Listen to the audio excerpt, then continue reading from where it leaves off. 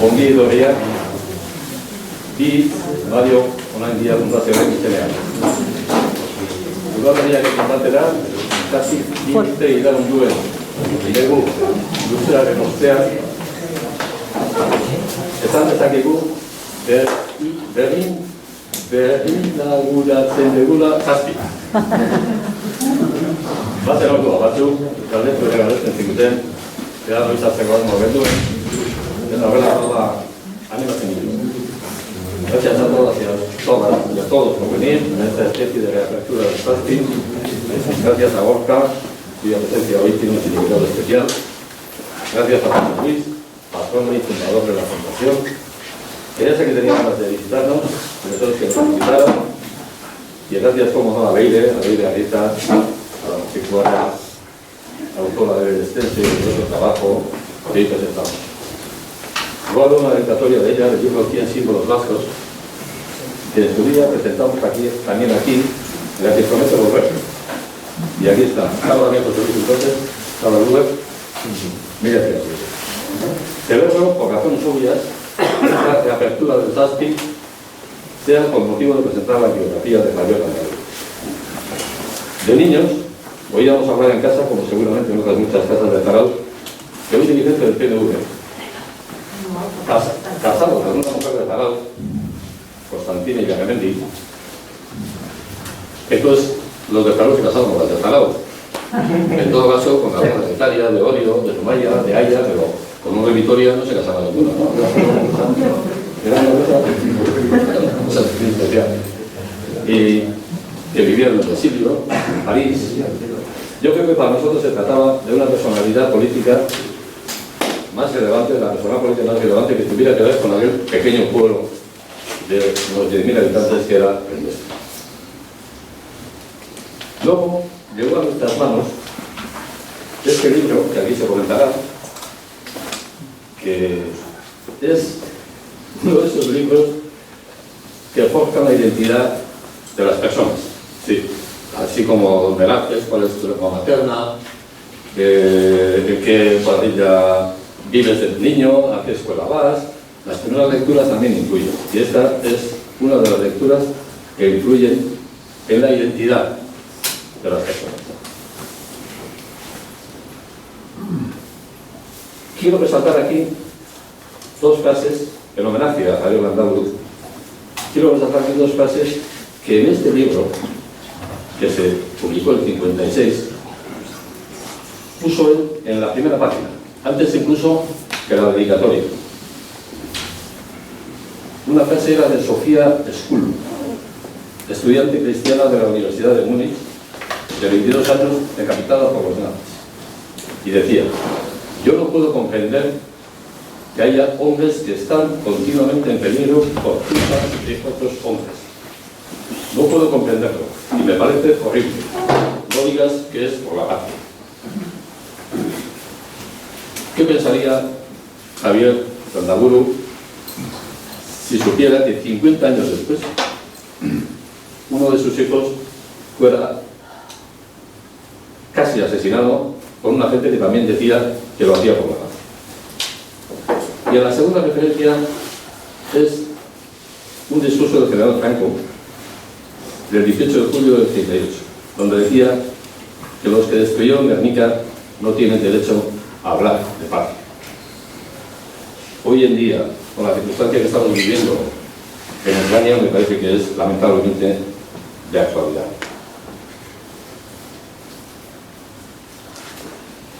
Creo que vamos a empezar una nueva andadura después de este periodo de transición que hemos tenido, y deseo que sea fructífera, larga vida para la Fundación, para todos vosotros. Y ya sabéis que después del acto seguimos con la costumbre de dar un aperitivo arriba, esta vez con un poquito más de formalidad.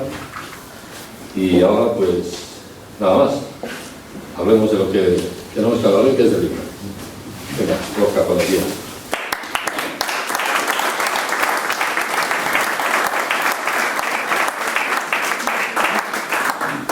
Arratsaldeon,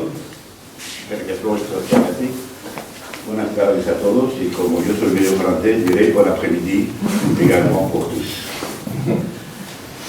Es un poco complicado para mí hablar de uno mismo y sobre todo también del padre. Yo voy a ser muy breve porque los que tienen que hablar aquí están aquí a Rivera y son los protagonistas de esta tarde.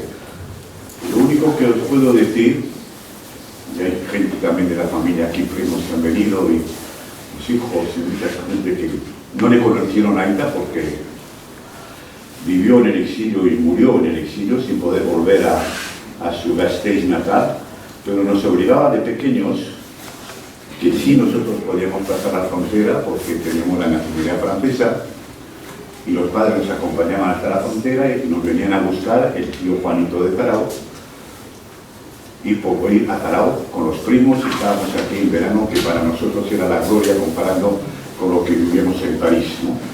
París en un piso pequeñito de apenas 60 metros cuadrados y donde llegamos a vivir 9 personas. Pero eso es otra historia. Entonces quiero decir de que siempre Aita nos dijo, aunque naciéramos en Francia, en la escuela francesa, cultura francesa, amigos franceses, que teníamos que acercarnos a Euskadi. Y también íbamos a Vitoria, porque él quería que fuéramos para las fiestas de Celido, aunque yo os hablo cuando tenía 8, 9, 10, 11 años, eso hace primero Zarao, después Vitoria, y aquí el verano era estupendo para nosotros, en Zarao con los primos. Pero bueno, quiero decir simplemente que esta generación, claro, yo cuando Aita murió tenía 11 años, pero me acuerdo perfectamente, ¿no? Como me acuerdo perfectamente del día que murió José Antonio Aguirre, que fue en 1960, Aita murió en 1963, 3 años de diferencia, y cuando murió Aguirre yo me acuerdo que es la primera vez que le vi llorar a Aita, porque había muerto José Antonio Aguirre. Y Aita era un poco el hombre de confianza, el brazo derecho de Aguirre durante todo el exilio, que duró tanto tiempo, ¿no? Pero era una generación extraordinaria, y éramos pequeños, pero por ejemplo don Manuel Irujo, un gran político también de la época, navarro, pues le consideraba que era nuestro tío, padrino de mi hermano Nico. Don Arturo Estidornis, que era presidente del BBN en el exilio, padrino de Xavi, que conocéis también todos. Agustín Alberro, tío del obispo Sequé, que llevaba las cuentas del gobierno vasco. Pocas cuentas había que hacer ahí porque no había dinero, pero en fin, era la familia, era nuestra familia de París. De pequeño jugábamos en la delegación, etcétera, había socialistas, también en el gobierno vasco, en la Singe, yo de Alma Marzo no me acuerdo, porque no había nacido, había comunistas también que representaban al gobierno vasco en el exilio. ¿Qué digo con eso? Que lo importante de esta generación, que es una generación sacrificada, una generación que siempre ha mantenido los valores importantes, católicos, eran cristianos de esa época, pero que siempre han sido íntegros y con convicciones profundas. Y se han sacrificado, porque no ganaban nada. Nosotros vivimos gracias a la ayuda del gobierno francés. Pero toda esta generación, que para mí fue una generación, se habla muy poco, y la prueba es que, gracias, ahora le daré a Leire y a José Luis, se va a empezar a conocer. Es una generación como otros vivieron aquí, con la dictadura, otros se fueron al exilio, muchos se fueron a América Latina, pero algunos se quedaron en París. Y eso fue el gobierno vasco, que mantuvo una sede durante casi 50 años. Y recuerdo que en casa se suele decir que Tarradellas, que estuvo en el funeral de Aita en el año 63, le solía decir a Aita y Aguirre: vosotros los vascos no sé cómo lo hacéis, por lo menos tenéis un edificio en París con la Icurriña y nosotros no tenemos ni un apartamento en Francia y también estamos en el exilio, ¿no? Bueno, sí, una simbología bastante importante. Entonces yo creo que es una generación comprometida, como he dicho, sacrificada, y que merece una biografía como ha hecho Leire. Se conoce más a José Antonio Aguirre porque era un hombre caramístico, un hombre que tenía mucha influencia y un gran talante político. Se conoce también más a Irujo, pero a Aita no se le conoce, y fue vicepresidente del gobierno vasco del año 60 al 63. Pero todo esto nos van a explicar ahora José Luis y Leire, y quiero, antes de terminar, una cosa que más bien me ha quitado lo que tenía preparado, que era lo que ha hecho Alberto, pero me parece muy bien, pero que en ese mismo libro del año 56, la primera página del libro muestra el carácter humanista de toda esta generación. Y dice exactamente: el recuerdo de todos los vascos muertos durante la guerra fratricida causada por la sublevación de 1936, los que cayeron en cualquiera de los frentes bajo las banderas vascas o de las dos Españas, los que fueron asesinados en sus retaguardias, los que murieron en cama, en su casa o en el exilio, acongojados por la pena de los males de la patria y sin comprender aquella catástrofe cruel e innecesaria. Goya Begoz. Tenéis una visión de que ves también las dos partes de la guerra civil, aparte del golpe, del dictador, pero también había gente que luchó y que murió en los dos bandos, y eso también hay que reconocerlo. Me callo yo en una breve intervención sobre, creo que las mujeres, es muy importante hablar de las mujeres, y haré una reflexión pequeñita sobre mi ama, el papel que jugó importante de Macume, de jefe de familia, con 48 años, viuda en París y con 7 hijos. Y sin la madre tampoco estaríamos donde estamos la mayor parte de los hermanos. Millasquer, ahora le paso la palabra a José Luis.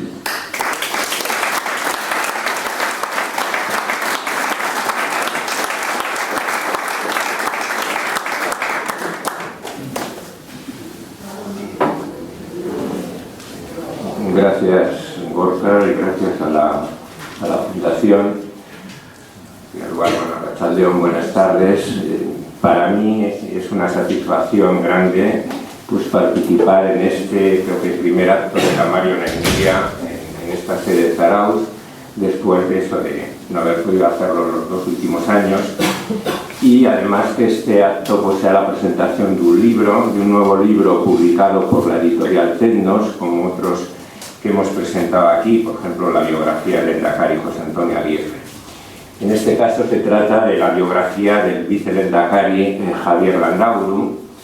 Me agrada mucho hacerlo en compañía de Gorka, también anteayer estuvimos en Deusto con Ander, y por supuesto con la autora del libro, la profesora Leire Arrieta.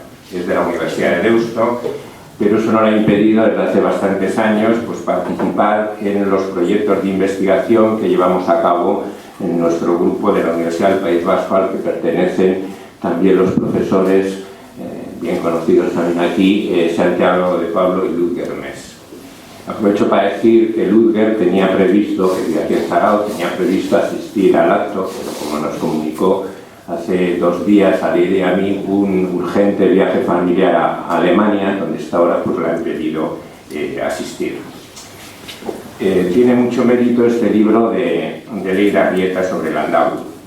La biografía que hicimos hace casi 10 años sobre Aguirre, pues la hicimos entre 4 historiadores, cada uno pues, especializado en una etapa de la vida del Lehendakari Aguirre. En cambio, pues ella sola ha hecho la biografía de Landaburu, que coincide mucho con la de Aguirre, aunque como se ha dicho, es verdad que el Lehendakari Aguirre pues, eso, tenía un gran carisma y tuvo mucha influencia, y es mucho más conocido que Landaburu, pero hay muchos paralelismos en las 2 biografías. Se conocieron pues, en el año 31 al llegar la República. Los 2 se volcaron durante los 5 años de la República para conseguir el Estatuto de Autonomía, que conseguiría ya en Estrems en la Guerra Civil. Los 2 fueron diputados en las Cortes Republicanas, Aguirre en las 3 legislaturas y Landaburu en la de 1933-35, y juntos participaron en numerosos mítines y algunos en los sucesivos Aberri-Eguna, como se puede constatar en muchas fotos también. Los 2 vivieron odiseas en las que corrieron grave peligro sus vidas.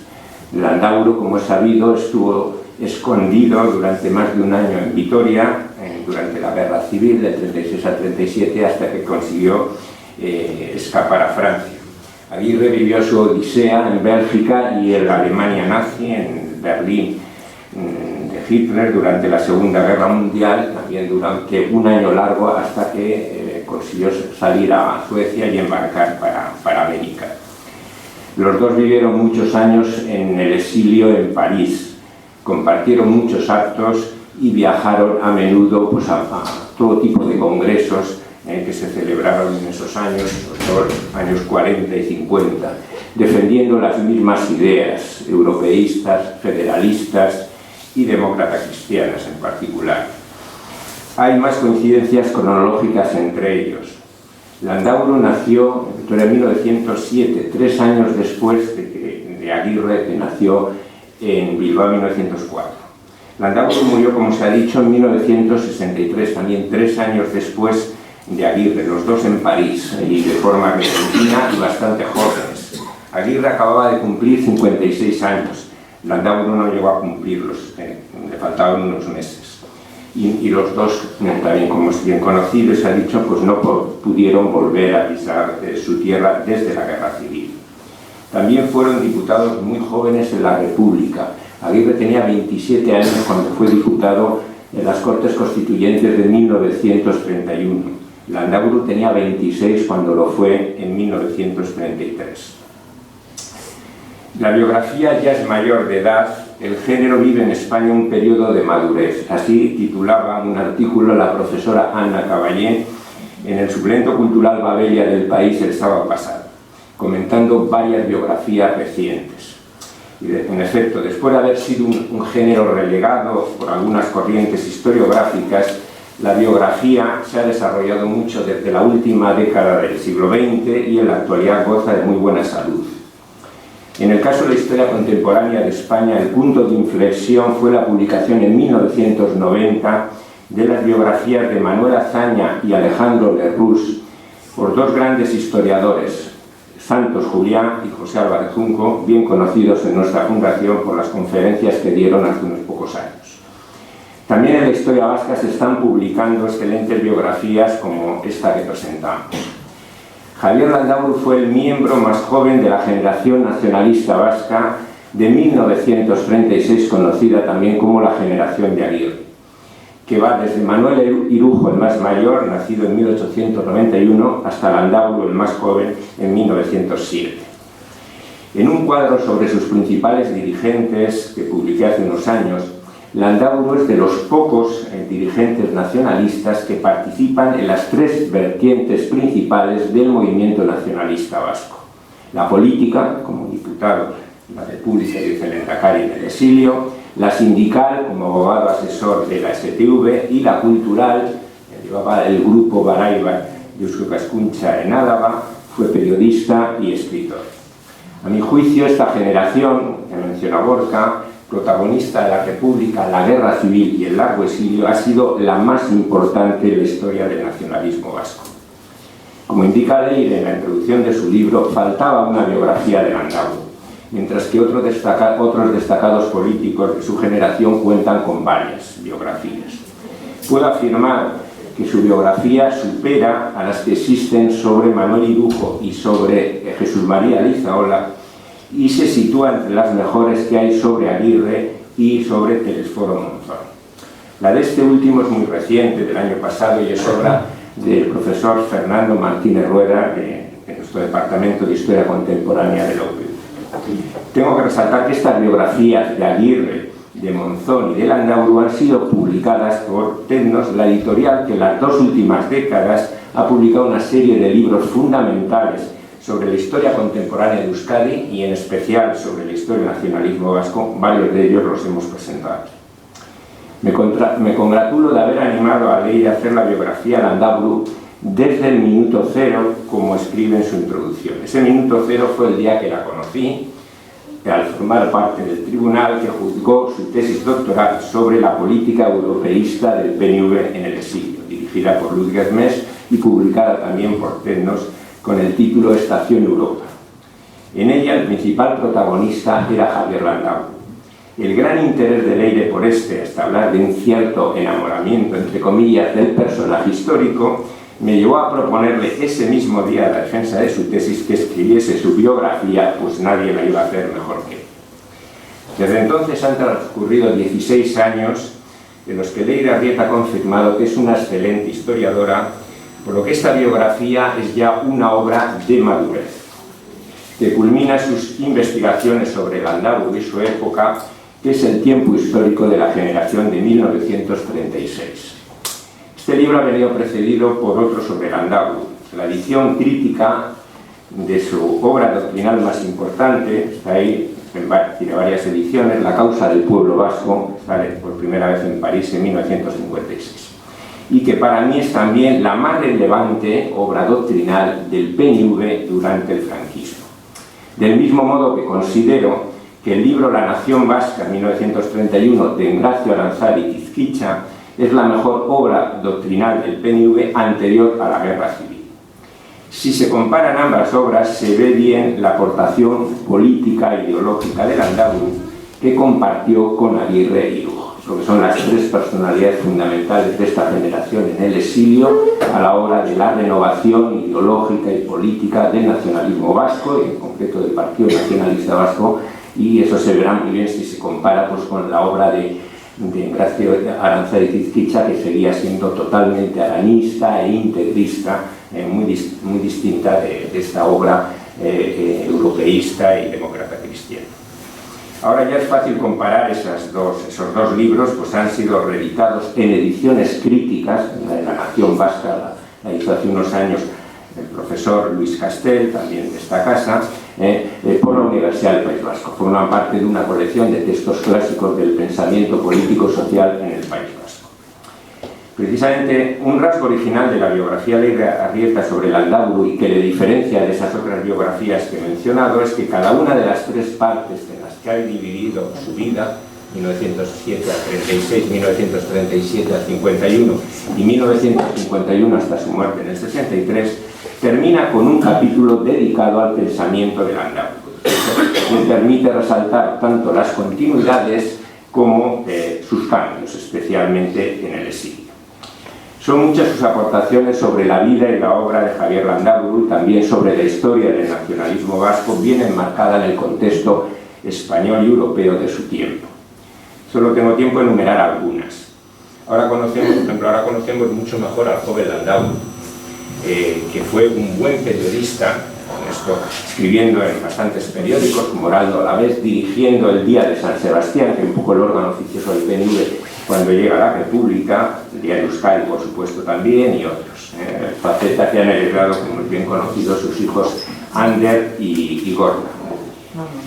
También conocemos el gran interés del joven Landaburu por la cultura vasca, y eso le va a llevar de ser miembro de la Unión Patriótica. La Unión Patriótica fue el partido, la biografía de Leire lo cuenta todo, fue el partido que creó Miguel Primo de Rivera, general, durante su dictadura, y que iba a pasar precisamente de la Unión Patriótica a afiliarse al PNV, sobre todo por ese interés por la cultura vasca. Es decir, que va a pasar de un nacionalismo cultural al nacionalismo político. No es un caso extraordinario, hubo unos cuantos.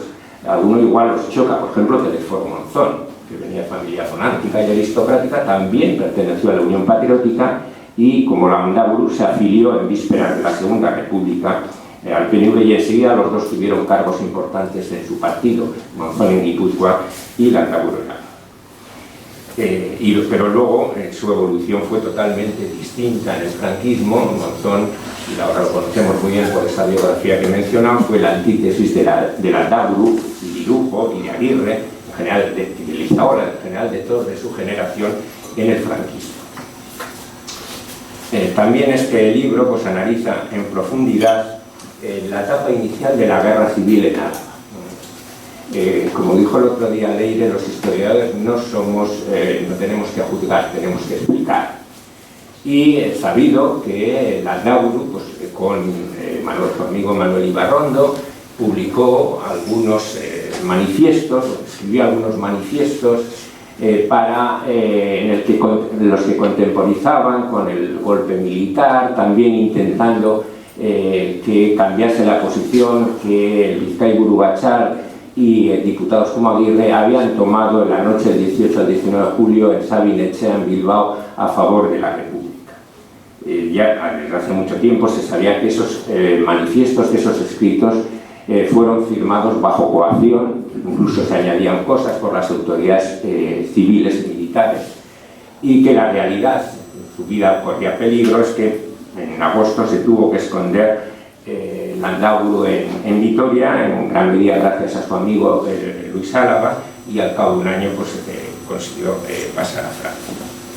Del mismo modo, sus actividades en el París ocupado por los nazis del año 40 al año 44, durante la Segunda Guerra Mundial, también eran conocidos estos contactos, no solo de Landaburu, de Palza y sobre todo que ahora mencionaré, del joven labortano Eugene Goyeneche. Entre otras cosas, porque ya los autores del Péndulo Patriótico, Santiago de Pablo, Luther Mensch, José Antonio Rodríguez Raz, con documentación del propio archivo del PNV, de la Fundación Sabino Arana y otros, pues lo habían documentado, y ahora pues hay más documentos como muestra la biografía que ha escrito Leire Arrieta. Sabemos que esos contactos estuvieron autorizados por el Lehendakari Aguirre. Sabemos también que Javier Landaburu al mismo tiempo hacía de doble agente, es decir, al mismo tiempo pasaba información a los aliados, que estuvo a punto de ser detenido por la Gestapo, pero eso no impidió que luego tuviese problemas con su propio partido, que incluso pues, le llega a vetar durante unos meses a raíz del juicio que se va a hacer al que más colaboró en esos momentos con los nazis, que fue este joven de Ustaritz, Eugene Goyeneche. Se puede considerar, yo creo, que el primer nacionalista vasco de Iparralde. Se afilia al PNV siendo un joven estudiante en París en el año 32, en plena República, y va a tener bastante contacto, y luego el hecho además que era francés, pues va a ser, como es sabido, pues juzgado, condenado a penas muy duras, aunque al cabo de unos años pues salió de prisión. Yo aquí voy a abrir un pequeño paréntesis personal, porque yo conocí a Eugene Goyeneche en la Universidad de Po, en el curso que pasé en 1977-78 con el profesor Manuel Tuñón de Lara. Tuñón de Lara, amigo suyo, me lo presentó.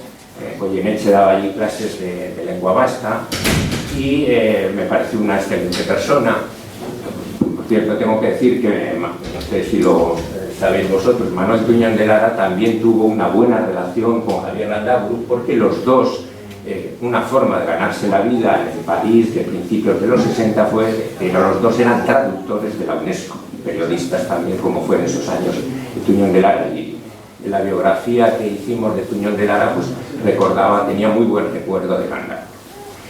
Y en cuanto a Goyeneche, yo le visité en su casa de Ustaritz. Llevaba una recomendación de John Bilbao cuando estaba haciendo mi tesis doctoral a principios de los 80 sobre el nacionalismo vasco de la Segunda República. Me atendió muy bien y me proporcionó, sin casi conocerme, unos folletos políticos de esa época, de los años 30, que no se encontraban aquí, que me fueron muy útiles para mi tesis doctoral. O sea que por mi parte, desde luego, mi opinión desde luego es excelente sobre Eugene Goyeneche.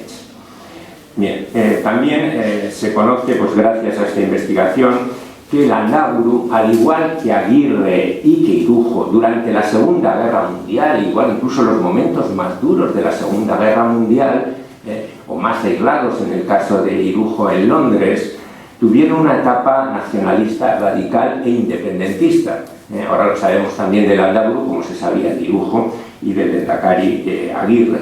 Pero los tres rectificaron claramente esa evolución al acabar la Segunda Guerra Mundial, siendo conscientes que no era posible seguir esa vía, que había que volver a unirse a los republicanos españoles y a los socialistas de Prieto para intentar derrocar la dictadura y volver aquí. O sea, siendo conscientes que no había solución al problema vasco si no había también solución al problema español entonces.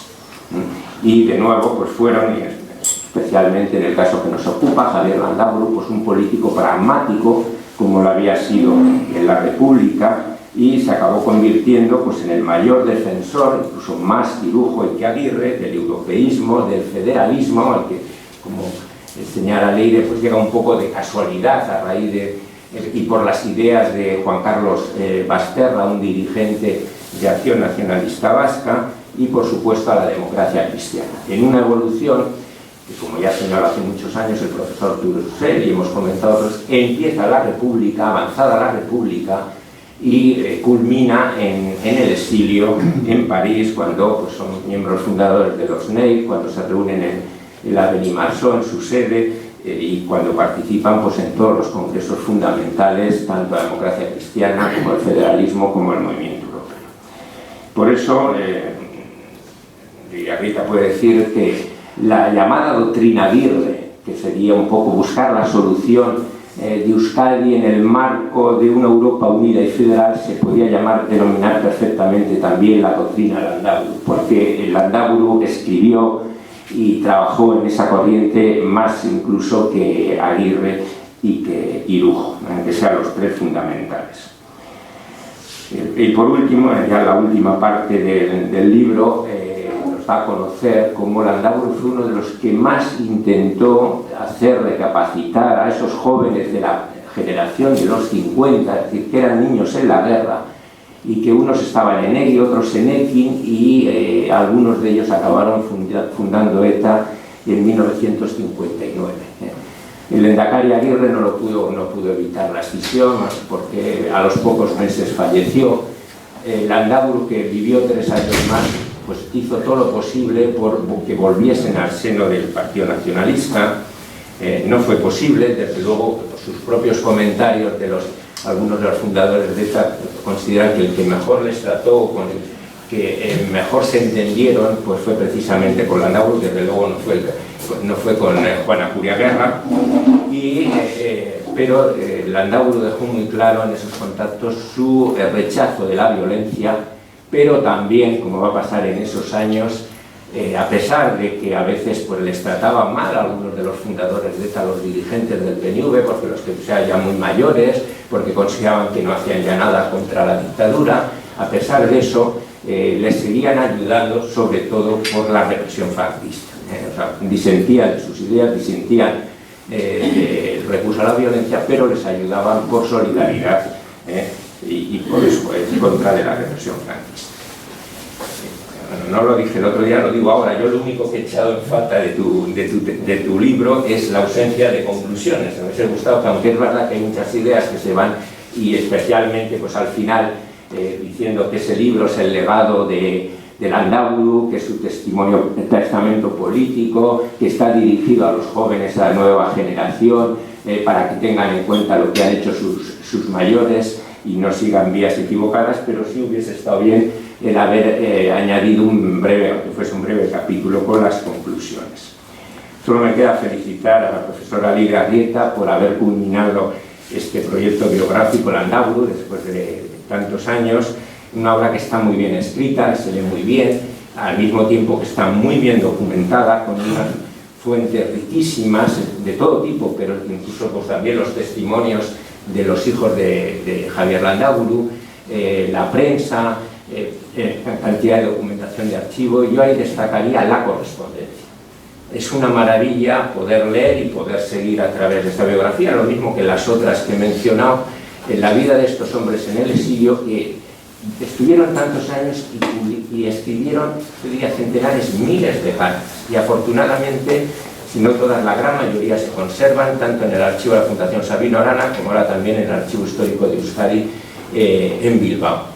Es una correspondencia riquísima, la de Landaburu, la Aguirre, Irujo, Izaola y otros muchos, y es una gran base para más que una correspondencia privada, lógicamente. Hay una total sinceridad, transparencia, se saben muchas cosas que si no en documentos públicos evidentemente no conoceríamos, y ya digo, es muy rica.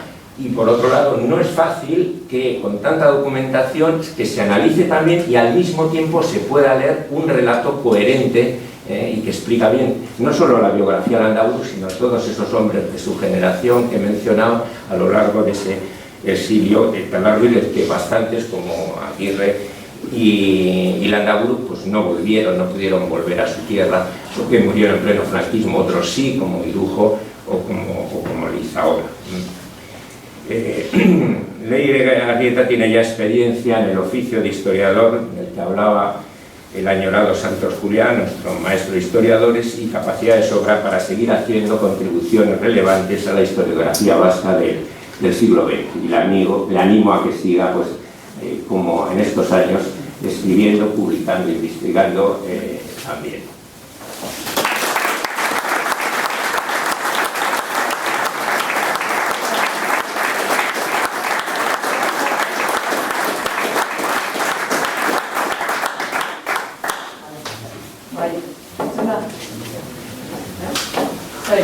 Batzutan konektatzen da, bestetan bai,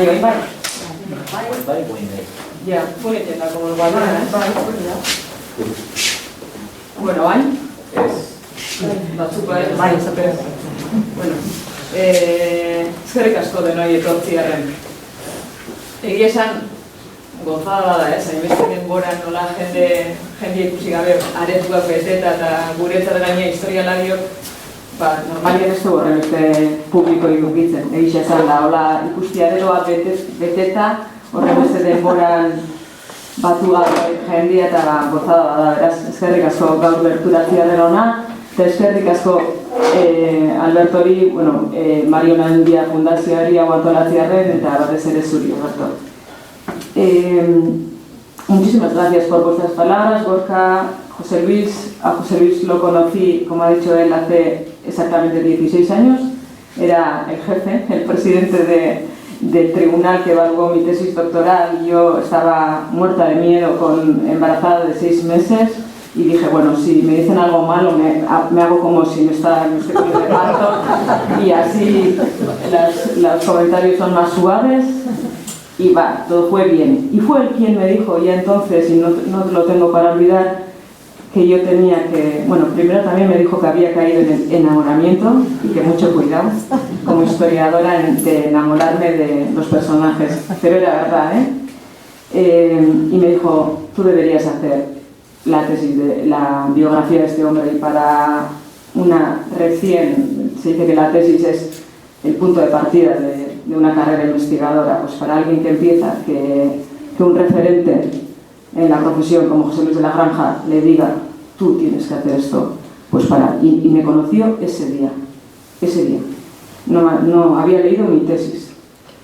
Y ahora le conocía y le admiraba, pero le he conocido personalmente a raíz de la edición de La causa del pueblo vasco y posteriormente en el proceso de elaboración del libro que hoy presentamos. Y he de decir que por parte de la familia Landaburu no he recibido más que muestras de apoyo y agradecimiento, nunca una pega, ni la menor censura, ni no digas esto, ni no digas lo otro, al contrario. Ander, Gorka, di lo que tengas que decir, o sea, cuenta lo que tengas que decir, porque como sabían que sentía admiración por su padre, pues sabían que lo iba a hacer con mucho cariño y con mucho cuidado. Y en la introducción del libro digo pues que he intentado ser objetiva, analizar todo, claros y oscuros del personaje, del político, pero con empatía e incluso con cariño, pero desde el rigor académico, como tiene que ser, ¿no? Y yo creo que además eso le da mayor legitimidad. Bueno, y antes de empezar ha dicho Gorka que hay varios Landaburus por aquí, no os conozco a todos, algunos sí, iré conociéndoos a todos poco a poco, pero quiero tener un especial recuerdo a la persona a la que he dedicado el libro, que es Itziar Landaburu. Están aquí su viudo y su hija. Le conocí en 2009, di una conferencia sobre Landaburu en Gasteiz y le tenía en primera fila y yo decía, a ver, no sé, a ver si les gusta o no les gusta, y al final ella tomó la palabra y dijo que me adoptaba como una Landaburu más. Y yo, que soy hija única, pues me hizo mucha ilusión ser parte de una familia numerosa. Y cuando presentamos La causa del pueblo vasco, vino y me dijo que se dormía oyendo la máquina de escribir de la Ita. y por eso he dedicado el libro a la niña que se dormía al arrullo de una máquina de escribir. Sé que le habría gustado un montón, seguramente, el libro. He tardado mucho tiempo en escribirlo, 16 años. Bueno, a mí también me ha pasado, por averas de la vida, un montón. Baina, bueno, indet, lortu dut, sabía que lo iba a hacer. No he recibido ninguna ayuda económica, pero eso me ha hecho ser libre y no tener que dar explicaciones a nadie. Lo que digo, dejo de decir. Eta baina bukatu dut, eta horregatik gaude gaur hemen, ikerketa lan horren emaitza aurkezten, Francisco Javier Landabururen biografía aurkezteko. Y voy a hablar indistintamente en euskera y castellano, porque sé que el protagonista de este libro le habría gustado eso. Estoy convencida. Él lo intentó aprender un montón de veces, pero nunca llegó a hablarlo. Aún así siempre fue un gran defensor del euskera, de la cultura vasca, y de hecho cuando le nombraron vicelehendakari, en una carta dice que la primera tarea que va a hacer es retomar las clases de euskera. No le dio tiempo porque 3 años después falleció. Pero luego si no entendíais lo que digo en euskera o queréis alguna aclaración, me preguntáis al final, ¿vale? Eta galdera batekin hasi nahi nuke. Zergatik Landaburu? Landaburu, Gorkak eta Jose Luisek esan duten bezala, izan zen Euskal Herresteko politikari nabarmenetako bat. Korteetan diputatu bigarren errepublikan gazteena, kongresuko diputatu gazteena izan zen. Eusko Jaurlaritzako kanpo harremanetako arduradun nagusia eta lehendakari orde 60-63. Horretaz gain, nire iritziz behintzat, Euskal Abertzaletasunari egindako ekarpen ideologikoa da oso garrantzitsua. Hala ere, eta naiz eta kale izenak eskaini zaizkion eta kazetaritza sari garrantzitsu batek bere izena daraman, hala ere, ez da oso ezaguna. Eta niri horrek atentzio handia eman zion tesia inoanean, izaten personai hau, politiko bezala, nabarmena da, garrantzitsua da, eta ez da ezagutzen, ezagiz, sartu zitzaidan nik gero Jose Luisek esan zian nik egin behar nabala, eta horregatik egin dut biografia hau. Hori izan zen lehen biziko arrazoia, esaten nuela, baina zergatik ez da ezagutzen sakonago, zergatik ez dago biografia sakon bat gizon honena. Bigarren arrazoi bat ere egon zen, eta Jose Luisek aipatu du, ikusten noan gizon honen bilakaera ideologikoa, zela pasatzen den konservadurismo batetikan, gero Elizaren doktrina sozial kristauen bitartez aliatuko da demokrazia kristaura, eta gero europeismoa eta federalismoa nola dijoan aberazten bere ideologia, eta oso interesgarri iruditzen zitzaidan aztertzeko. Nik uste EAJ beraren bilakaeraren isla dela edo adibide argia dela. Hortaz aparte, aurretik egindako lanetan ikusi nuen bere bizitza politikoaren pasadizo batzuk ilunak ziala edo ez oso ezagunak, eta zerketa sakonago bat behar zutela. Zertaz ari naiz hori naziekin, hemen aipatu dian naziekin izandako kontaktuak, horren ondorengo betoa alderdian, partiduan, edo hasierako etakideekin izandako harremanak. Eta azkenik, figura hau sarreran esaten dut, oso interesgarria iruditzen zitzaidan, iruditzen zait, argi ilunak dituelako, ez? Hau da, edozeinik bezala, gutako edozeinik bezala, alde honak eta ez ainonak. Printzipioa dituelako, baina inkoherentziak ere bai. Oso ausartazalako, baina beldurra sentitzen zoalako baita ere, eta erakusten dualako. Eta, labur esan da gizakia dalako, eta ez heroi bat, eta niri horrek bereziki erakartzen nindun. Landaburu ez dela heroi bat. Da pertsona bat, baina bere bizitza eman zoan arrazoi batengatik eta horregatik deitu diot al servicio de la causa vasca liburuari, ez? Bere liburu famatu horri keinu bat nahi izan dioten, la causa del pueblo vasco, pues al servicio de la causa vasca, bere bizitza izan zen belaunaldi hartako gizon horiek hori zakaten buruan, tenían una causa por la que tenían que luchar. Por eso le he llamado al libro así. Y segunda pregunta, ¿por qué una biografía? Porque considero que es el mejor método para ligar la trayectoria personal y política de un personaje con su contexto histórico. Sin contexto histórico no se puede entender la trayectoria política ni vital de Landaburu. La biografía nos permite ahondar en la historia y también en la sociedad a través de un caso concreto, ¿no? Y ver a su vez una historia de vida en profundidad, como la de Landaburu en este caso. He seguido un orden cronológico, dividiendo, como ha dicho José Luis, el libro en 3 partes: su niñez y juventud en Vitoria, del 1907 a 1937, la fase en la que se encarga o es responsable de las relaciones exteriores del gobierno vasco, del 37 al 51, y la década de los 50, que yo he alargado hasta el 63, 3 años más, que es cuando fallece.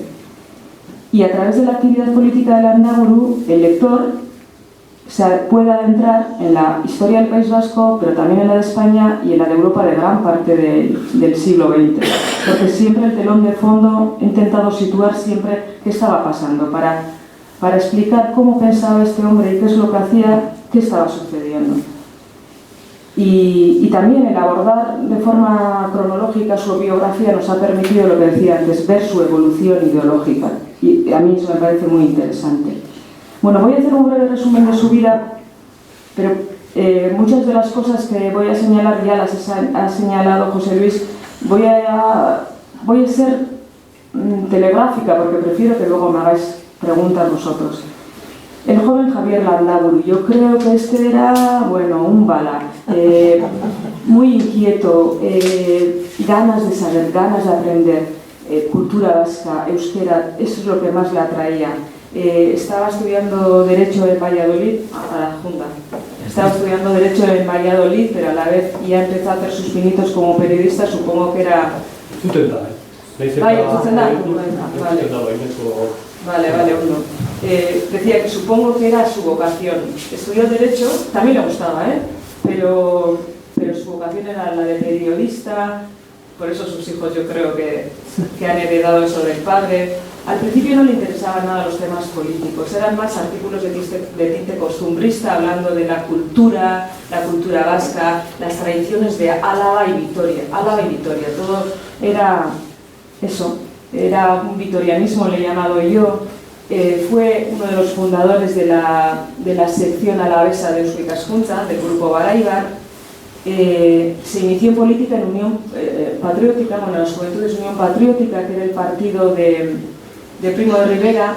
Él lo dice, no me convence la dictadura como sistema político, pero estamos en una sociedad...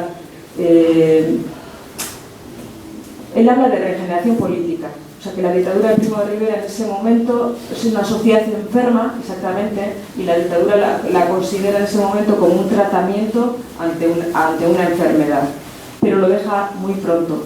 Porque a primeros de, eso es el 29, en 1929 es cuando es presidente de las Juventudes Unión Patriótica, y a comienzos del 31 ya está militando en el PNV. ¿Cómo se acerca? Lo ha dicho José Luis, era bastante habitual que gente que había estado en Unión Patriótica se pasara después. Pues se acerca al nacionalismo vasco porque tiene trato en Eusko Ikaskuntza, en esas asociaciones pro cultura vasca, pro euskera, con intelectuales como Bonifacio Echegaray o el propio don José Miguel Barandiaran, y de ahí entra en el PNV. Tarrezkeo lan handia egin zuen abertzaletasuna Araban zabaltzeko. 31tik aurrera estatuen aldeko kanpainan buru belarri aritu zen, orduan ezagutu zuen Jose Antonio Agirre eta lagun handiak egin zian, beti egongo da Gorkak esan duen bezala bere Agirren albuan laguntzen eta lan egiten. Izlari hona zen, Landaburu esaten dute oso izlari hona zela gaztetatik, gero eta ezagunagoa, eta orduan bere alderdiak erabaki zuen hauteskundetara aurkeztea, diputatu izateko hauteskundetara 33an aurkeztu eta lortu. Eta 2 urtez egon zan Madrilen, kongresuan, nire esan deten bezala gortetako politikorik gazteena izan zen, eta bea kongresuan Landaburuk egindako proposamenek kutsu soziala dakate. Horrez esan nahi du, zerbait aldatzen aizala eta EAJaren barruan ere bai. Hau da, garai hartan ikus dezakegu Landaburuk egindako proposamenen bitartez EAJaren beraren evoluzioa. Integrismo katoliko batetik, gizarte justizia eskatzen zuen doktrina sozial kristauetara, gero demokrazia kristaua deituko den hortara. Orduan, niretzat garrantzitsua da hori aztertzia EAJaren beraren bilakaera ikusteko. Pero, como todos sabemos, esa trayectoria que habría sido, esa trayectoria prometedora, se corta de golpe, queda cercenada por el inicio de la guerra civil, por el golpe de Estado del 36, de julio del 36. Los primeros días fueron muy complicados para Landaburu, fue detenido en varias ocasiones, detuvieron también a su padre, y como ha dicho José Luis, en ese momento él y su amigo Manuel Ibarrondo firman varios documentos animando a la dirección del PNV a sumarse al bando sublevado. Me han preguntado muchas veces hasta qué punto eran sinceros o no esos documentos. A ver, no hay forma de saberlo exactamente, eso es así, pero vista la trayectoria posterior de Landaburu, yo creo que fueron firmados bajo coacción y de hecho, como ha dicho José Luis, los militares cambiaron incluso algunas de las frases. Además, para mí es importante, lo repito ante mis alumnos, insisto mucho en eso, los historiadores tenemos que contextualizar y hemos de tener en cuenta que en ese momento Landaburu e Ibarrondo lo que querían era evitar la guerra, evitar derramamiento de sangre. Los militares les habían prometido que les iban a devolver los fueros. También consiguieron, mediante la firma de esos documentos, que todos los compañeros del partido fueran liberados, todos los que estaban encarcelados. Eso por una parte. Por otra parte, en Vitoria, en 1936, se conocía todo el mundo. Y Landaburu tenía, y la familia tenían amigos en el bando sublevado que les decían: cuidado, Javier, que tu vida, o sea, estás arriesgando tu vida y la de los tuyos. Eso lo tenemos que tener en cuenta también. Y el miedo, pues claro, porque es un sentimiento normal y habitual y muy humano. Baina azkenean ikusi zuenean ja egoerak esatala atzea bueltarik eta gerra horrea zijoala, izkutatu izan. Lagun karlista batek esan zion bere bizitza arriskuan zegoela, pensamiento alabeseko zuzendariak esan zion bere espainolismoa aldarrikatzen baldin bazoan udaletxeko balkoitik libratuko zago, baina noski, ez zuen proposamen hori onartu eta izkutatu egin zan. Autore ezberdinak esaten dute leku ezberdinetan, baina nik Gorkakin hitz egiten da Anderrekin, pentsatzeu denbora ia gehiena egon zala bere familiaren etxeko ganbaran. Eta tarte hortan, izkutatuta zegoela, hau garrantzitsua da, datu hau, gero bukaeran konturatuko zate zergatik. Garai hortan 12 hilabete horietan aita izan, Paulino. Eta Luis Álava, gero Álava Sarea famatuaren burua izan zena eta zan bere laguna, Luis Álava izan zen ama eta arrebekin egon zana momentu latz hartan, beha izkutatuta zegoelako. Eta Luis Álava izan zen baita ere, Álava Sarearen bitartez, Landaburu handikan 37ko irailean pasazan iparraldea. Muga gainditu eta iparraldera. Al día siguiente pasa la muga y al día siguiente come con Aguirre en Biarritz. Probablemente en esa comida Aguirre le dice cuáles iban a ser sus cometidos en el futuro. Principalmente dos: entrar en contacto con intelectuales, políticos, personalidades católicas para hablar de la situación vasca, es decir, son labores de propaganda, y por otra parte organizar, hacer contactos con prensa, organizar actividades culturales y demás también para dar a conocer la situación vasca. Y aparte de eso, otra de las prioridades del gobierno vasco en ese momento eran los refugiados vascos, y Landaburu colabora en negociaciones de canjes de prisioneros, y consiguiendo ante la administración francesa la documentación necesaria para los refugiados vascos que habían pasado a Francia. Pero en 1940 los nazis entran en París. Toman la Avenue Marceau y comienza para estos hombres lo que yo he llamado un exilio dentro del exilio. Estaban exiliados, pero a la vez no pueden vivir en libertad en París. El gobierno vasco sale de la Avenue Marceau, los nazis requisan los documentos. No vamos a entrar en por qué.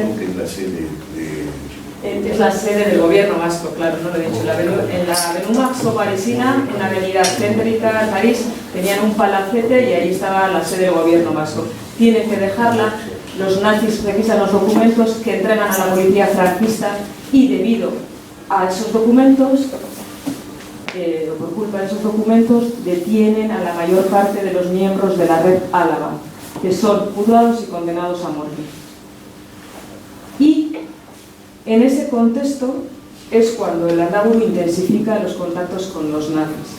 Los tanteos ya habían comenzado a finales de 40, principios de 41.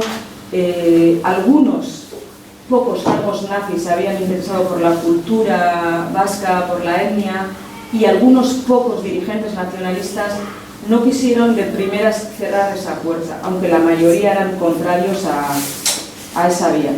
El que más trato tuvo, como ha dicho José Luis, fue Eugene Goyeneche, un nacionalista de Iparralde, un joven, era bastante joven. El PNV le dejó hacer, pero la mayoría de los nacionalistas eran muy reticentes a dichos contactos, el que más, Manuel Irujo.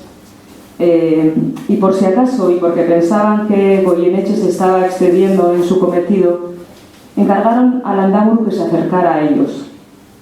En parte para vigilar al anterior, en parte para ver si podían sacar algo en un momento hacia el 43 en el que no se veía muy claro también hacia dónde se iba a decantar la contienda, si iban a ganar los aliados o el eje.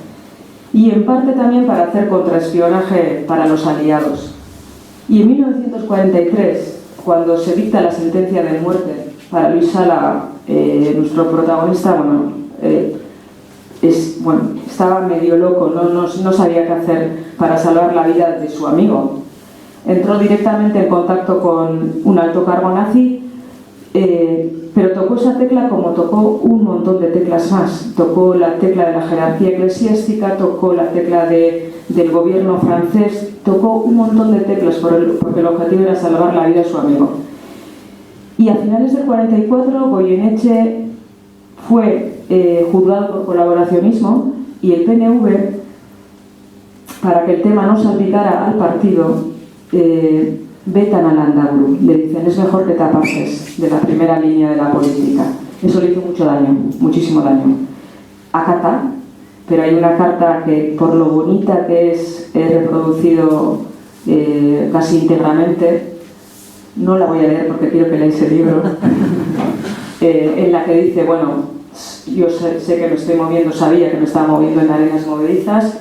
Si tiene que rodar mi cabeza, que ruede, pero que sepáis que yo he hecho todo con el visto bueno del Lehendakari y del presidente del EBB, de Doroteo Ziabretz, que eran amigos además.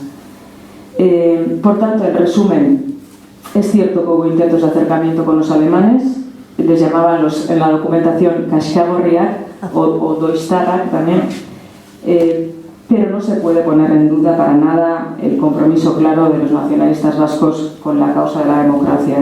Este tema requiere de una contextualización detallada, hay que tratarlo he tratado de ser exquisita en el tratamiento de este tema, por ello le he dedicado muchísimas páginas en el libro, en concreto 67, porque no es un tema que debe simplificarse o explicarse de manera superficial, como hacen algunos, de manera simplista o golpe de titulares, ¿no?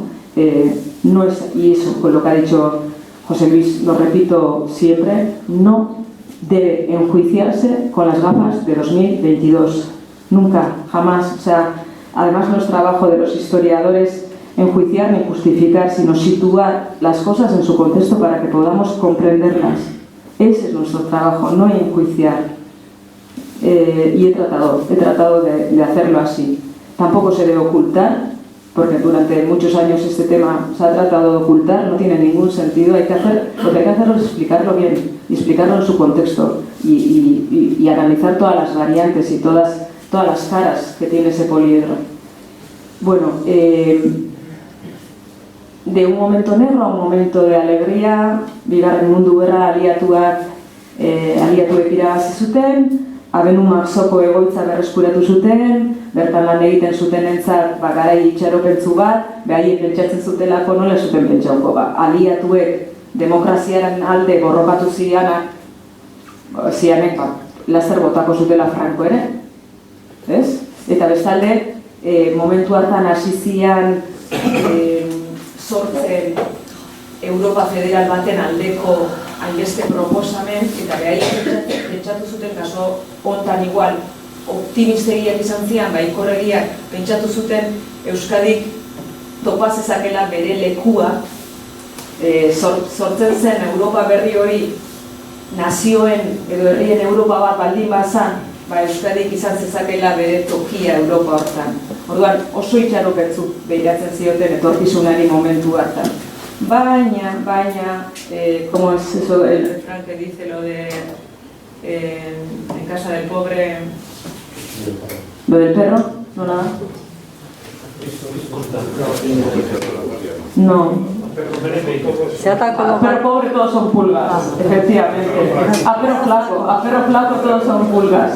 Pues efectivamente, no duró mucho la alegría, en casa del pobre, eso quería decir. Porque en el 47 empieza la Guerra Fría, empieza el sistema bipolar, y en ese sistema bipolar el régimen de Franco se presenta como bastión anticomunista. Tenemos que tener en cuenta la situación geoestratégica fabulosa de la península ibérica. A los norteamericanos, que tontos no son, consideran que el régimen de Franco es un mal menor que hay que tolerar en ese sistema bipolar y con su política de contención del comunismo. Y las democracias europeas también, pues que esperando las ayudas del Plan Marshall, pues bueno, dan la espalda a los hasta entonces amigos vascos, y ahí empieza a rehabilitarse el gobierno franquista internacionalmente.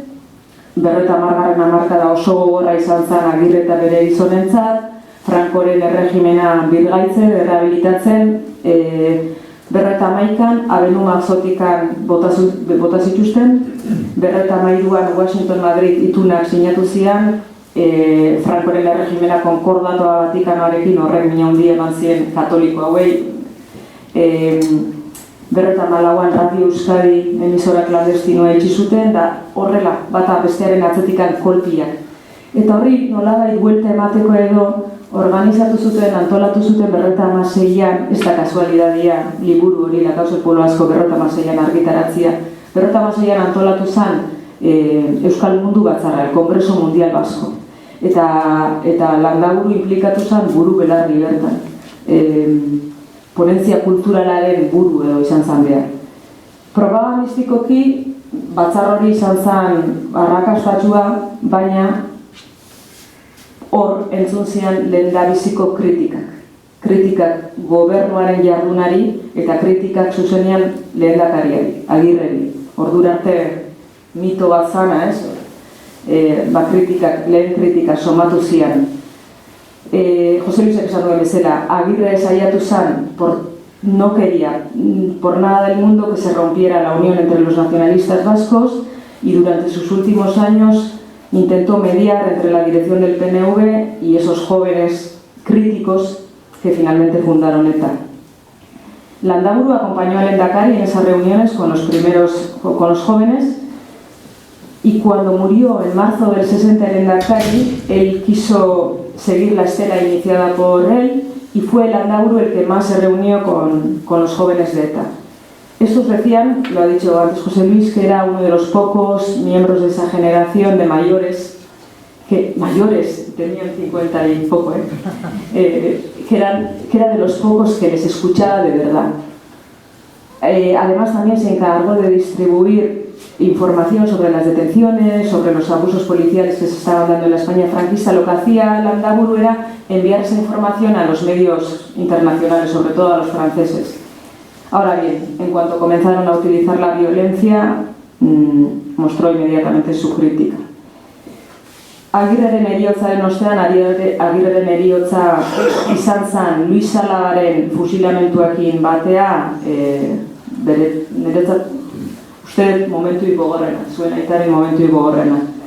Bueno, Agirreren heriotzaren ostean Jesus Mari Leizaola izan zen dakizuen bezala izendatua lehendakari eta Landaburu lehendakari orde.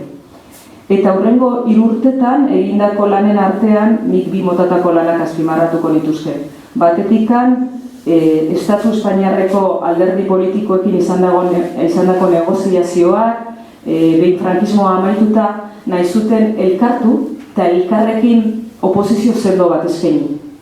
Eta hortarako sortu zuten 1971an Unión de Fuerzas Democráticas. Eta 1972an batu zian Municheko batzarrian, el famoso Contubernio de Múnich, prentza frankisto deitu zion el Contubernio de Múnich, Landaburu izan zen, pertsonei importantienetako bat kongresu hartan.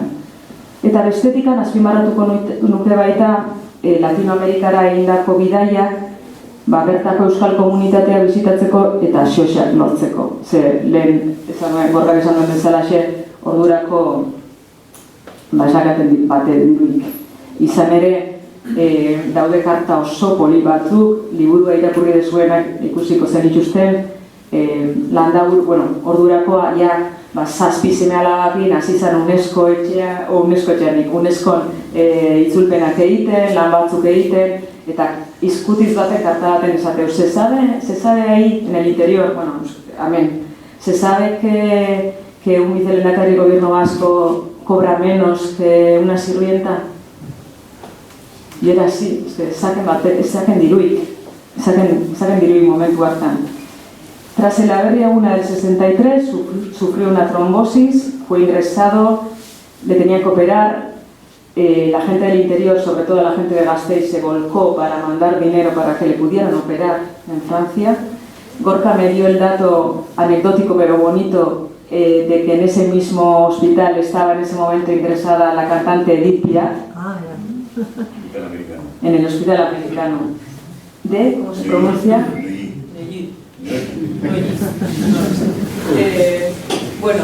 Pero falleció el 6 de mayo del 63. Y cuando escribía esto yo decía, a mí, ¿de qué me suena esta fecha? ¿Por qué me suena tanto esta fecha? Porque se cumplían casualidades de la vida. Exactamente ni un día más ni un día menos. 20 años del fusilamiento de Luis Álava.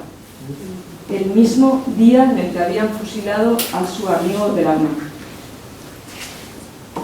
Ahí lo dejo. Para terminar, antes de terminar, estamos en Zarauz. Y amengo txia esan, Zarauztarra zan, Konstantin Ilarramendi. Eta emakume horiei esan du gorkak, baina omenaldi xume bat, baina omenaldi bat, ze gizon hau ibili izan, atzea, aurrea, kongresutan, Romatikan, Taorminatik Bruselara, Bruselatik gelditu gabe, beti ere, portazos, les daban portazos. Esa es la verdad. Pero tenía que estar. Manuel Iturco lo dijo años más tarde. ¿Qué hacíamos en Europa? ¿Qué hacían ustedes, don Manuel?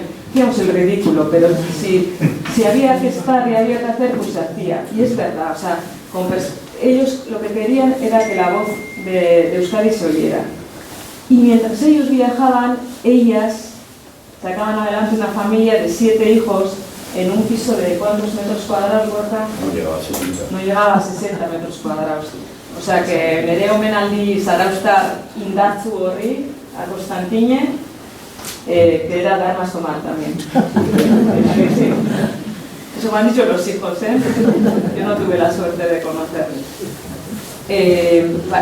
Para terminar quería hacer una brevísima referencia a la aportación ideológica de Landaburu, porque creo que me alegra que lo diga José Luis también, la importancia que tiene su obra, La causa del pueblo vasco, y esa aportación ideológica que para mí no es lo suficientemente reconocida. Creo que ha sido, en el nacionalismo vasco moderado, ha sido y es esencial.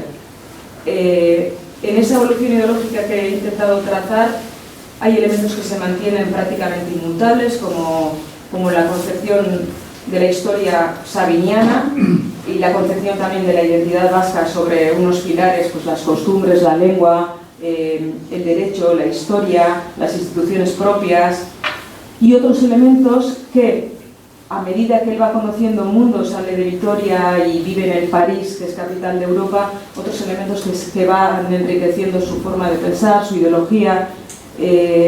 Podemos ver cómo evoluciona desde ese conservadurismo inicial a propuestas social cristianas, posteriormente a la democracia cristiana, como el joven que pensaba que jamás saldría de Vitoria, pues descubre la Europa naciente, va asumiendo, interiorizando ese sentimiento europeísta, convirtiéndose en un acérrimo defensor de una Europa unida, que él mismo y del federalismo. O sea, descubre el federalismo en el 46, él mismo confiesa que antes no lo conocía y lo asume y lo interioriza y se convierte en el defensor más acérrimo defensor del federalismo dentro del PNV, diría yo. Y todo ese bagaje y aprendizaje lo volcó en su madurez en 1956, en la que ya hemos mencionado, en la causa del pueblo vasco. Me consta que esa obra ha sido referente para varias generaciones de nacionalistas vascos. Sé que es conocida por altos cargos de la política vasca actual, me consta, y espero que el libro que he escrito sirva también para que más gente conozca la vida, la obra y la aportación de este gran hombre que fue Francisco Javier Landaburu. Mila esker.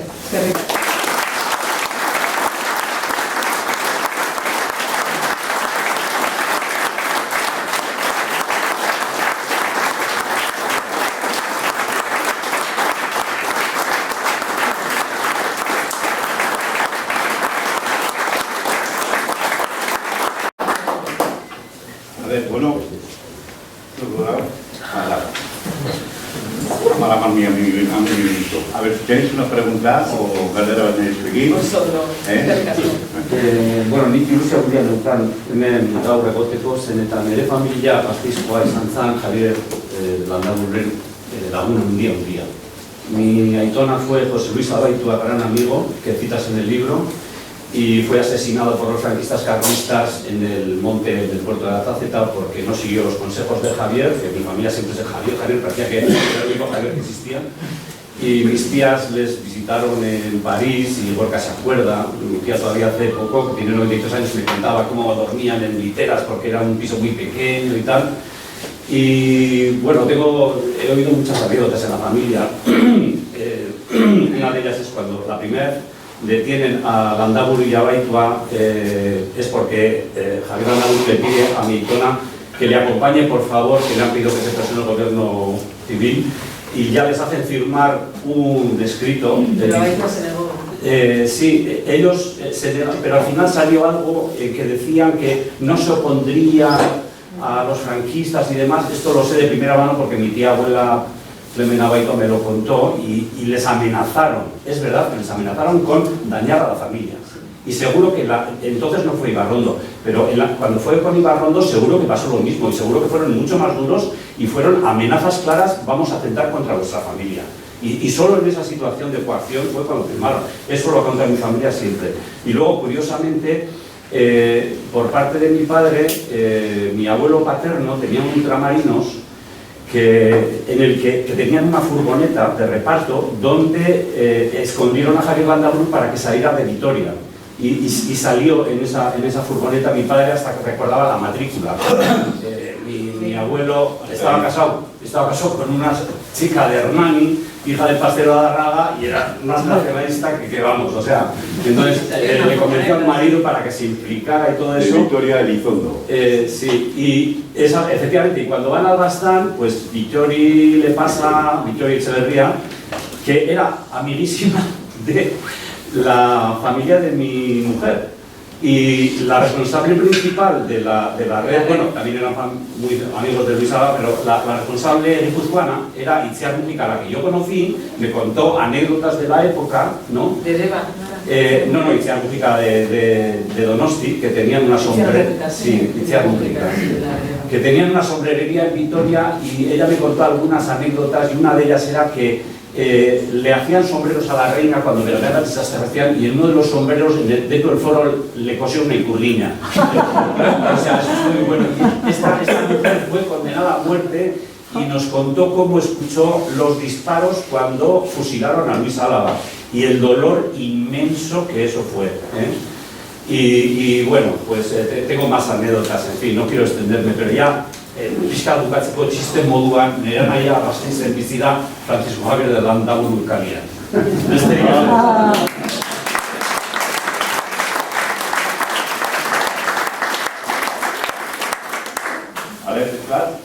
Sí, kaixo, behin. Zerrik asko gure Modesto García Zauztaga. Primero agradecerte el libro. Yo no estoy enamorado del padre de Gorka, pero mi madre y mi amistad estaban enamorados de Gorka. Fuimos de una familia que la apoyáramos. Gorka ha sufrido un conflicto que hemos sufrido todos y era muy próximo a mi familia y hemos procurado siempre estar bien. Para la fundación, hacéis bien en vender el libro antes que exponerlo, porque con la exposición que has hecho tú, yo no hubiera comprado el libro. Hubiera preferido invitarte a una comida con Gorka y eso, estamos toda la familia, que somos bastante, por cierto, y hubiéramos disfrutado un poco. Solo es darte las gracias, su libertad, ¿vale?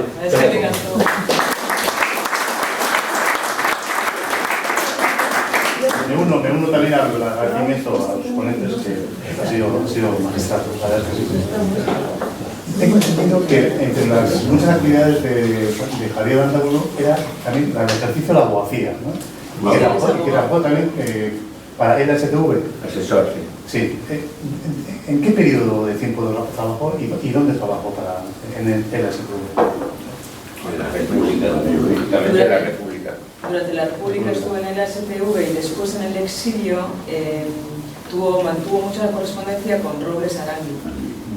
Él ya estaba en otra cosa, pero Robles Aránguiz le pedía consejo. Y de hecho Robles Aránguiz dice, lo digo en el libro, que tenía que haber sido él cuando se renueva el gobierno vasco, que ellos le querían proponer para que fuera consejero del gobierno vasco. Y él le dice, el Landaburu, porque era humilde, dice, no, yo no estoy preparado para eso. Tenía muchísima relación con Robles Aránguiz, pero era más asesor. Hay que recordar que los dos fueron diputados a la vez. Robles Aránguiz fue diputado con el PNV de los 5 años de la República. Landaburu fue solo diputado durante poco más de 2 años, pero coincidieron los dos en convivían en Madrid. Y en mítines conjuntos también. Se apreciaban mucho mutuamente, muchísimo. Y luego también acompañó a Robles Aránguiz en varios congresos sindicalistas. Ahí había, por ahí había. Lo primero, felicitarte, Leire, porque me parece que has hecho un trabajo, yo diría que académico, por toda la recopilación de datos biográficos y cronológicos que has hecho. A mí también uno de los episodios que más me llamaron del libro fue el tema en contacto con los nazis. Porque pienso que a veces muy torticeramente se trató ahí de personalizar mucho la figura de Javier, algo que contaba con el beneplácito del Endacari del partido, ¿no? Luego una curiosidad, no sé si te parecerá pertinente, pero me llama la atención la acogida tan fría por parte del Partido Nacionalista Vasco de la publicación del libro. Tratándose de un hombre que se interesó en el partido, conseguido. Hoy me ha llamado Ander Landaburu súper mosqueado diciendo lo mismo. Pero yo no tengo esa sensación porque en la presentación oficial que hicimos en Vitoria vino muchísima gente del PNV y el otro día, anteayer en Bilbao, vino poca gente, pero vinieron, los que vinieron eran del PNV, la verdad. Ahora, Ander decía que no había representación institucional, eso era lo que más le ha dolido. sea, pues no sé, pues tenemos que seguir. No lo ha editado la Fundación Sabino Arana. Y por último, agradecerte en nombre de mis hijos la dedicatoria tan tierna que has hecho en nombre de ti. Sí, lo tenía claro desde el inicio. Gracias. A ver, Priscila. No, te quería decir una cosa, lo de los contactos con los nazis. Es tan claro que tenía el visto bueno del Lehendakari o la orden incluso, porque Irujo se queja, y Telesforo Monzón también se queja, le dicen, oye, el vitoriano ¿qué está haciendo? Y el Lehendakari contesta, ya sabréis en su momento qué está haciendo, y las piruetas que está haciendo Landaburu solo la pueden hacer unos pocos como él. O sea, es clarísimo, es clarísimo. Y luego lo que presento yo en el libro son las cartas que demuestran que Doroteo Cioli también sabía, o sea, eran conocedores de ello. Él estaba cumpliendo órdenes.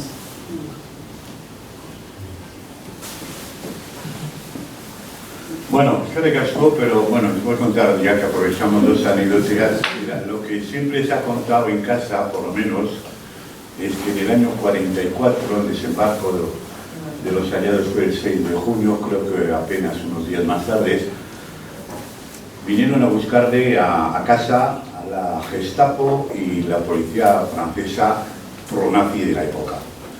Y tuvo la suerte Aita de, esto siempre lo ha contado la ama, de que no estaba en casa. Pero se quedaron más de un día. Ama recuerda que además uno de los que la Gestapo le dio, los nazis preguntaban por Aita, iban a buscarlo. Y entonces él se dio cuenta al llegar que había un coche delante de casa y se fue a la casa de Agustín Alberro. Agustín Alberro era el tesorero de la delegación. Luego os contaré una mención muy rápida sobre Agustín Alberro. Os he dicho antes nada más que era el tío del obispo Sequién. Y entonces... Le llamaba tío Agustín. Claro, tío Agustín, el padrino mi hermano Miquel, y de otro Doroteo, padrino mi hermano Xavi, Durañona, padrino de Ander, etc. Quiero decir que estuvo escondido y la hija mayor de Agustín Alberro, que también era del gobierno vasco, Maite, el padre le dijo, vete a casa de Costan a ver qué pasa. Él había ido con Aita a la casa de Agustín y está escondido. Y Maite fue a informarse, efectivamente estaban allá la Gestapo y la policía francesa. Y entonces la policía le dijo, ¿usted quién es? A Maite, ¿dónde vive usted? Y vivían 2 calles al lado de nuestra casa. Y Maite le dio la señal y se fue y le dejaron ir. Al rato, o a las horas, aparecieron en la puerta abajo preguntando por Maite Alberro. Y es una anécdota muy bonita que se puede contar ahora. Entonces Agustín le dijo a Aita, escóndete en este cuarto y ponte el camisón ese que tienes tan erótico y métete en el cuarto. Y entró la policía, y entró la Gestapo al cuarto de Maite, pero al abrir la puerta, Aita estaba escondido detrás. Y le vieron y cerraron la puerta porque Maite estaba, no en paños menores, pero casi. Y después de toda esta historia siempre se cuenta de que efectivamente él tuvo reconocimiento por parte de los americanos que tenía un diploma, ¿dónde estará ese diploma? Al finalizar la guerra por su colaboración también con los aliados. Y hablando de Agustín Alberro, que era el que llevaba las cuentas y no había dinero, por eso hacía muchos viajes, lo ha hecho ir a Venezuela, Argentina, pues sacar un poquitín de dinero para el gobierno vasco. Y tal era la miseria en cierta manera, y nosotros vivimos gracias a la ayuda francesa, por ser familia numerosa. Os hablo del año 50, y de paso diré aquí que pocas ayudas hay a la familia, aquí casi nada. Familia numerosa en Francia era tener un carnet con 80% más barato el metro, el tren, la escuela pública gratis y un sueldo casi un sueldo para toda una familia. Pues Agustín Alberro le llamó la atención un día a don Manuel Irujo haciendo el presupuesto del mes y recriminándole diciendo: don Manuel Irujo, don Manuel, este mes se ha pasado en el gasto de sellos, ha escrito demasiado, porque don Manuel todos los días escribía y mandaba cartas y contestaba y tal, y Agustín, que era el secretario, el tesorero, dice: don Manuel, usted se ha pasado un poquitín de esto. Y para contar otra, ya que estamos en confianza y en el pueblo, la última, nuestra madre, como la madre de muchos de vosotros, ¿qué mujeres? Y como te diré, yo siempre lo digo, hay que reconocer a esas mujeres. Quedarse en París, 7 hijos, viuda con 48 años, la guerra, hacer cola porque le correspondía 2 litros de leche porque tenía 4 hijos, o 3 y el cuarto en marcha, que eran y le recriminaban a los parisinos porque esta señora extranjera llevaba 2 litros y solo ellos podían llevar 1. Era simplemente porque tenía familia numerosa. Pero después de todo esto ella no pudo venir, tampoco pudo venir al funeral de su padre, Tomás, que murió aquí. Un día pasó la frontera sin decirle nada al padre con 4 hijos para venir a ver a la madre. Y pasó por el monte. Y llegó a Zarao, le abrazó a la madre, estuvo con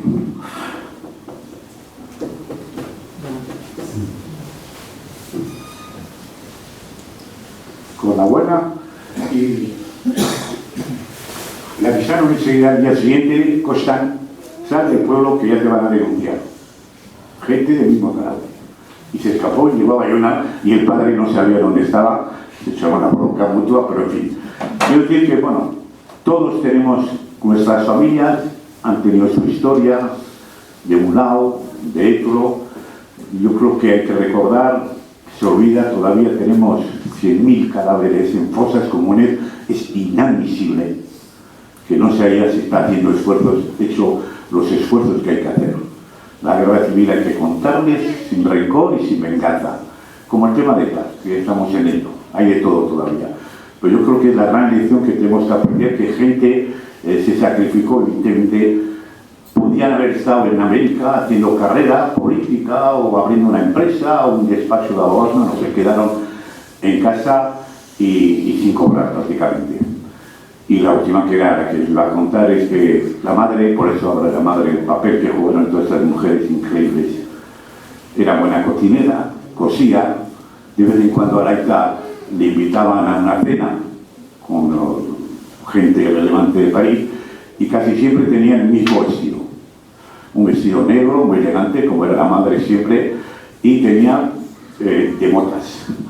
Pero iba con el mismo vestido, un día con motas blancas, otra con motas tal, que ella misma cambiaba las motas del vestido porque no podía tener otro vestido. Y un día llegaron 2 franciscanos de Vitoria a casa, que venían a comer. Por casa pasó todo el mundo, todo el mundo. Lo que pasa es que como era muy pequeña, cuando venía un invitado, silbato y todos fuera.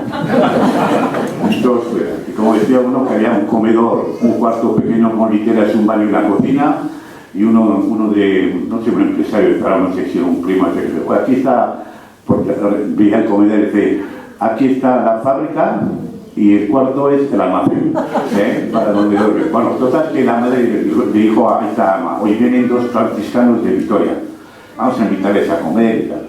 Silbato, todos fuera, unos a casa de Agustín, otros a casa de don Manuel, etc. Y la madre pues preparó un cogote de merluza. Muy hábil. Lo que pasa es que después el padre, pues que era medio riojano, por parte del abuelo en La Guardia, pues le gustaba el vino y compró ese día un par de vinos, etc. Y entonces pues le dieron una comida pues normal, una comida en esa época. Total, que los franciscanos rápidamente volvieron a Vitoria y empezaron a decir a toda Vitoria de: vaya exilio dorado, ¿cómo se come en casa de los Landau? ¿De qué se van a quejar? Etcétera, etcétera. Lo que no sabía ese señor es que el cogote merluza, los franceses en la pescadería lo tiraban a la basura y era gratis para el que quería comer. Nada más.